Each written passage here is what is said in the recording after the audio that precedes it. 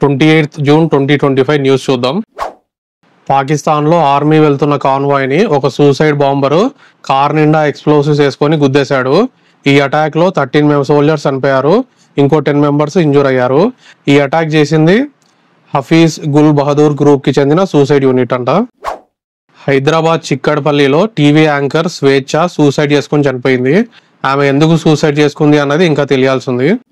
బీహార్లో ఓట్స్ వేయడానికి కొత్త యాప్ని లాంచ్ చేశారు. ఇది డిజేబుల్డ్ పీపుల్కి, ఓల్డ్ పీపుల్కి, ప్రెగ్నెంట్ లేడీస్కి, ఇంకా మైగ్రెంట్ వర్కర్స్ కోసం అంట. ఈ టైప్లో ఎలక్షన్స్ కోసం యాప్ అనేది బీహార్లోనే ఫస్ట్ అంట.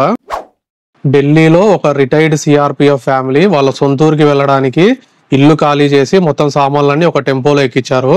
ఆ టెంపోలో ఫ్రంట్ సీట్లో ఎవరు కూర్చోవాలి అన్న విషయం మీద తండ్రికి కొడుకుకి గొడవ అయింది. ఈ గొడవలో కొడుకు వాళ్ళ ఫాదర్ యొక్క లైసెన్స్డ్ గన్ తీసుకొని తండ్రిని చంపేశాడు.